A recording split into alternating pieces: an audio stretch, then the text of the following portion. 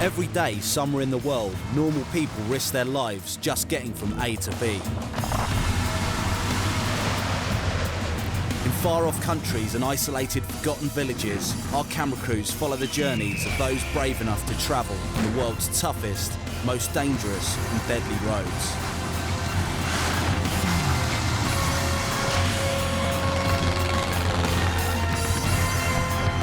Buckle up for a hell ride. This is Deadliest Journeys.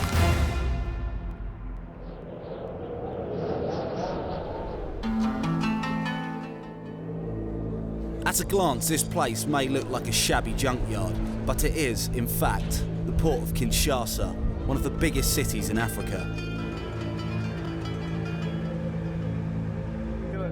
Tons of rice, palm oil and spices are transported by hand since the decrepit old harbour cranes have long since stopped working.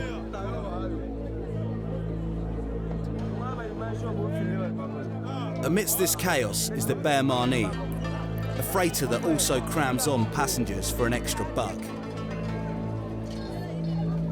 There are no cabins or seats, and the passengers have to scramble for a decent perch for their long journey. Everyone squeezes on board, and the Gbemani soon resembles a floating slum. There are 800 people on board, people off to visit their relatives, attend a marriage or a funeral. Others dream of making their fortune and are heading for the diamond mines on the other side of the country. Whatever the reason, they're in for over 1,000 miles of misery as this old boat snakes its way through the heart of Africa. From Kinshasa all the way to Kisangani, the country's third largest city.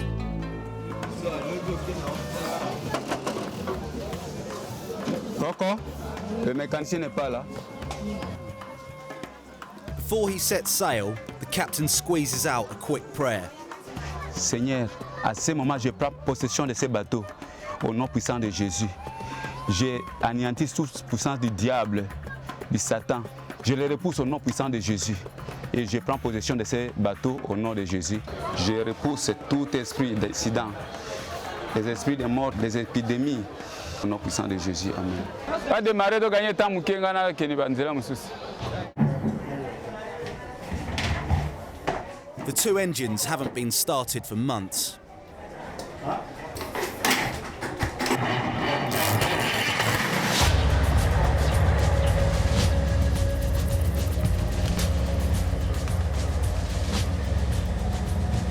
Anything goes in the port of Kinshasa. There are no rules and the boats weave in and out in total anarchy.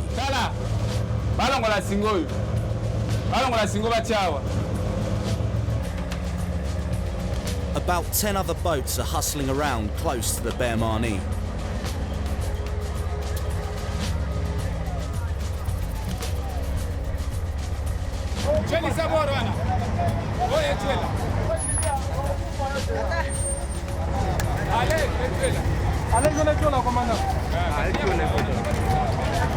One month behind schedule, the Gbemani finally sets off along the river, to the passengers' great relief.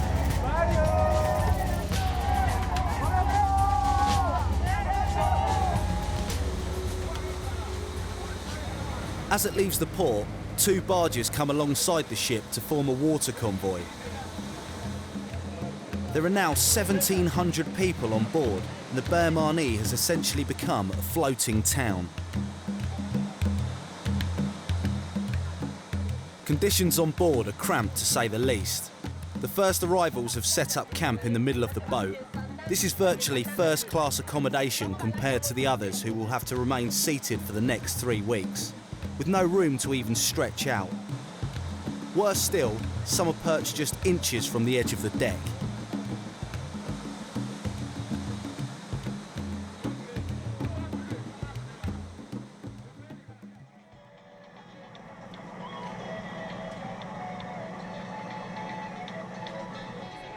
There's no water or electricity on this beast, and each square inch of the ship is taken up as living quarters, making it difficult to move around on board.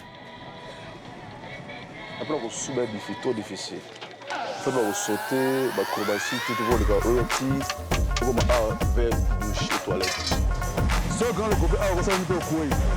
Pour vous glisser au couille.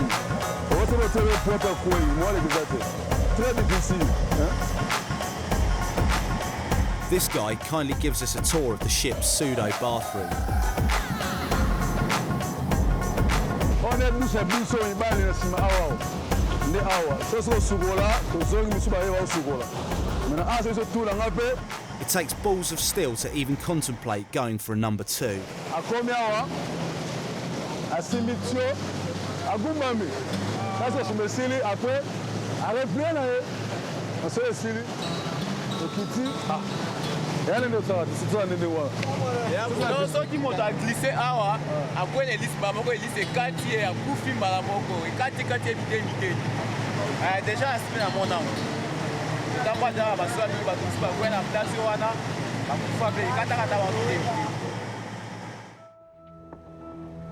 The River Congo looks calm, almost placid, but looks can be deceiving. The crew are constantly on the lookout for hidden dangers. This river sweeps along debris and tree trunks that could pierce the hull of the ship at any moment.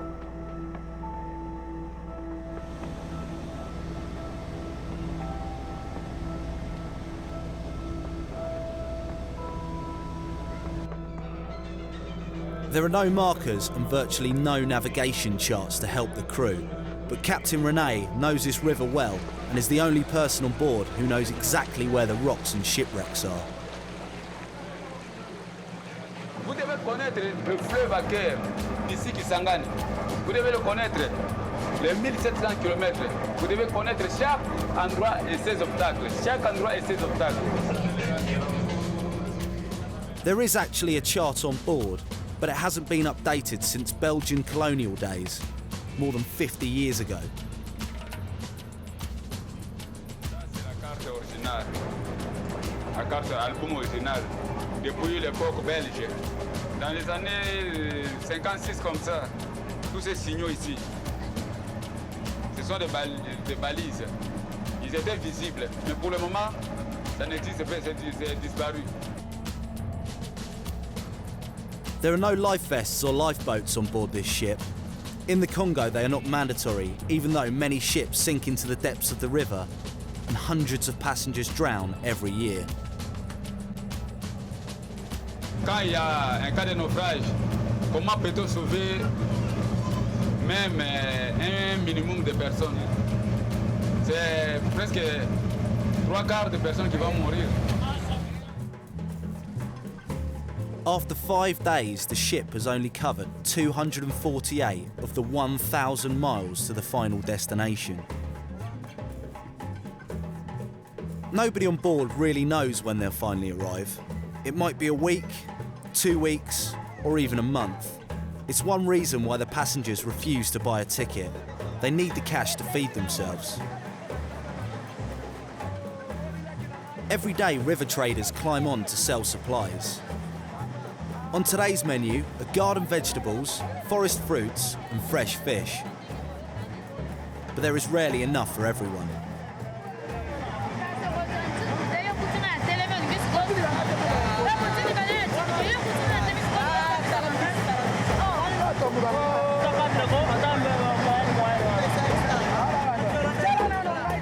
For a few extra Congolese francs, you can eat. C'est notre culture.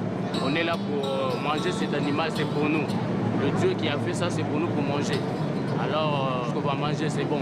Are fighting against a strong current. After a week, they've made only 310 miles. The journey is turning into a long, tedious nightmare. But the delays prove good business for Marie Monda Bay, an unemployed nurse. The combination of the weather and the worsening sanitary conditions is starting to make people ill. There's no doctor and no sick bay on board, so the captain appoints her the ship's doctor. Je suis un passager comme toute personne, mais j'ai fait mes études infirmières. Je suis infirmière A2. J'ai terminé en 2003. J'avais obtenu mon diplôme avec 62%. With her limited medical knowledge, Marie tours the ship looking for the sick. Most on board have never seen, let alone been treated by a doctor.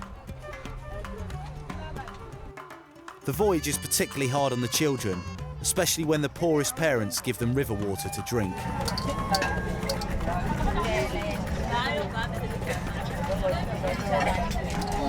Il est traité de vomir. On doit arrêter le vomissement. Nous avons les cas de la typhoïde. Vous mettez les stéthoscopes. Les bruits là, je sais les différencier. Il y a les râles sibilants, il y a des râles crépitants. Vous l'avez senti comme si on est en train de taper au tam-tam. Boum, boum, boum. Sibilant et crépitant. Je dois faire comme ça pour éviter des bulles d'air. Et puis on va faire comme ça. Je tape.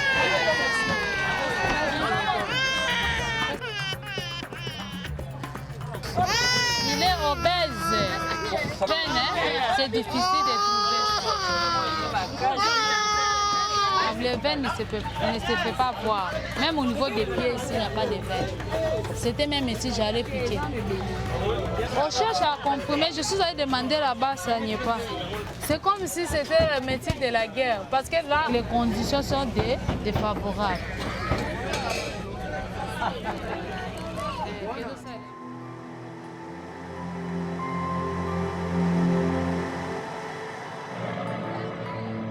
9 days on the river, and they are 6 days behind schedule.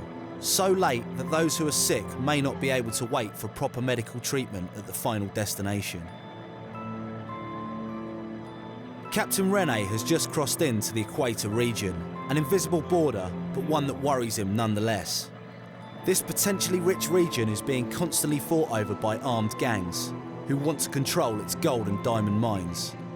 Several boats have been attacked and passengers murdered.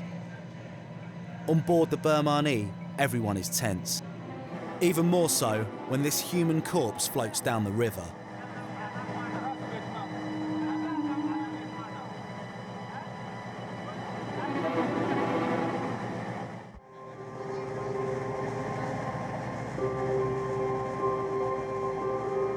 Day 10, and this ratty old boat continues its slow and tedious journey upriver.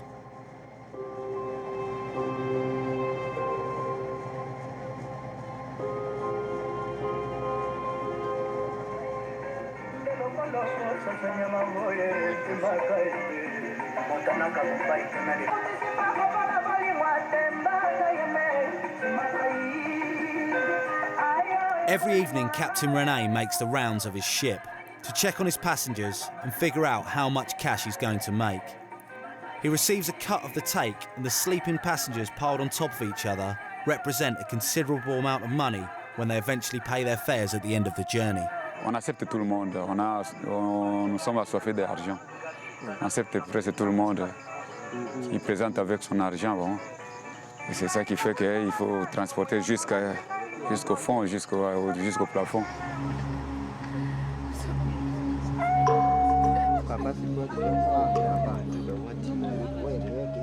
It's 3 in the morning and Marie the nurse has been urgently summoned. A passenger had his foot caught between the 2 holes like a vice and his heel has been seriously injured. Marie tries to stitch the wound as best she can. Seringue numéro 5, aiguille numéro 5, exato? Nani mswaza na seringue? Tukaanza nini filo ya Maurice mke.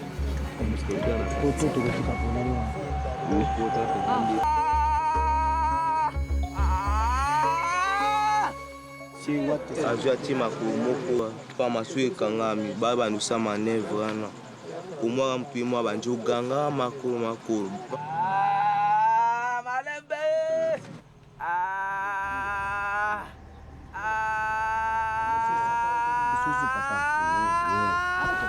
Pour garder forme.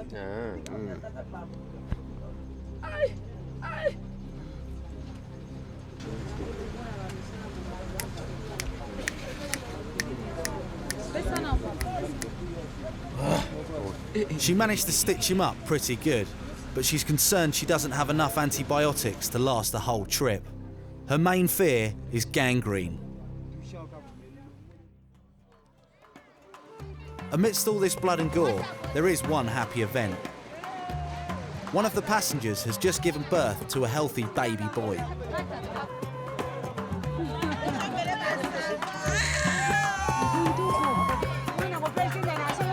garçon? Oui. Il est en bonne santé? Oui. This passenger helped the mother give birth.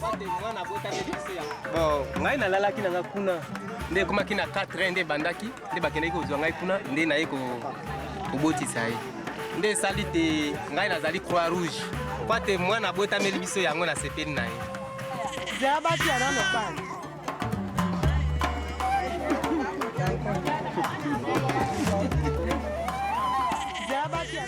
The mother looks a little bemused. It's been a long, hard journey just getting onto the ship.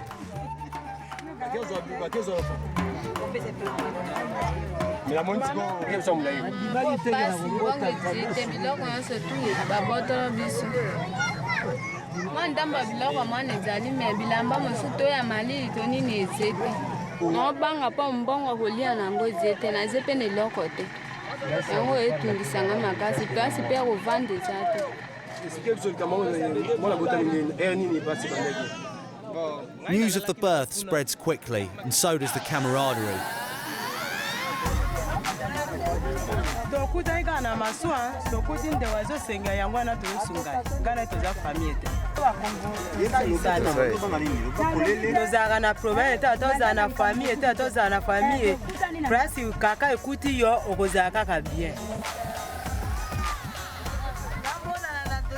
During the course of the journey, 2 more babies will be born. And even if they have seen it all before, the sailors are still touched by the births. Je les vois souvent. Bon, je suis habitué. Je suis très content. In an effort to make up for lost time, Captain Rene rolls the dice and takes some serious risks. He's decided to carry on sailing at night time along the most dangerous stretch of the river, somewhere he usually navigates only by day. Here the danger is constantly shifting, always on the move. They head into the darkness with a large torch as their only source of light.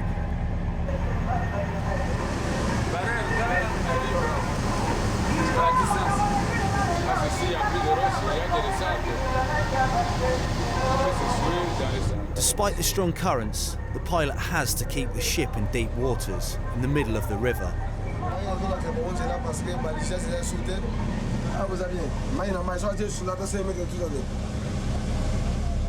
But the captain is about to make a big mistake.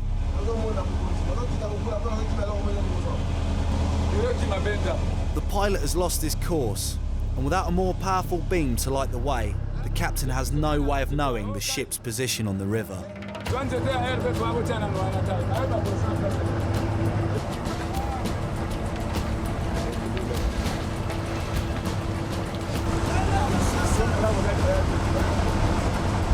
The ship has just hit a sandbank.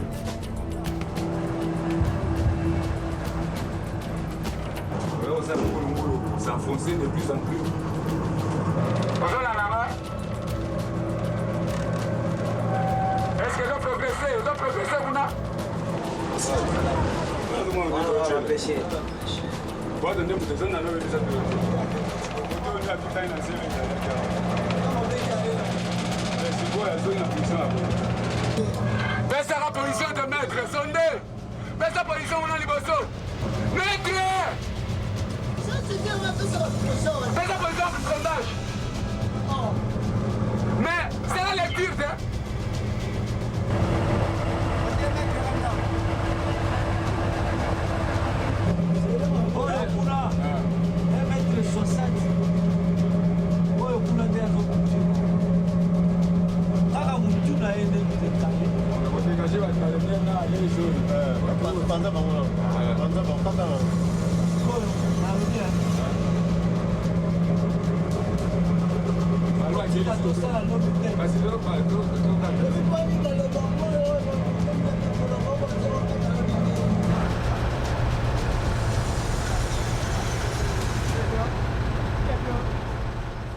Nous sommes montés.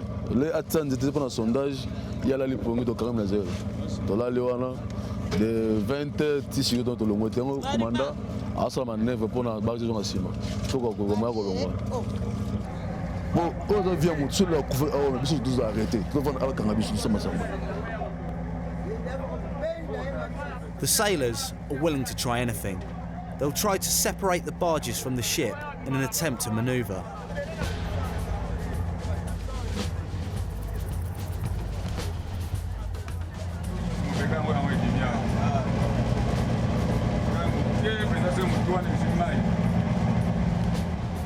It's a delicate operation.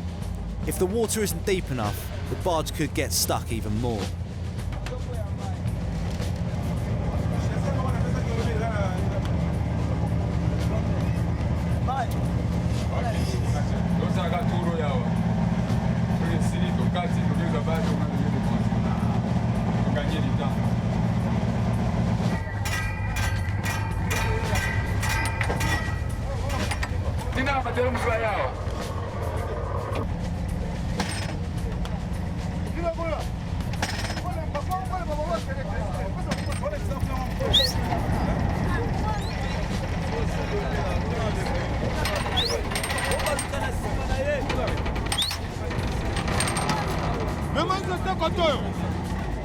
Kusana na nzeteme katikati ya barisho esa na sebe ya ngoya bokangami kuna nini.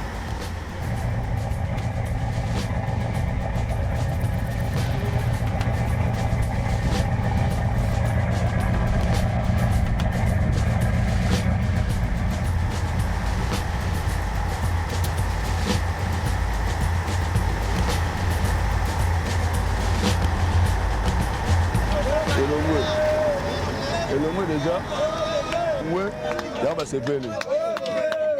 OK. Donc basepeli pa ndenge elongwe. À partir ya tolo matelo wana. Matelo oyo azo ko expliquer que zonga boye. Il sait musala. Tobimi déjà na zelo.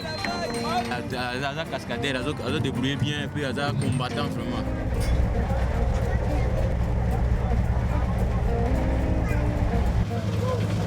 Kitanase. Maya weza tourbillon so OK boy. OK.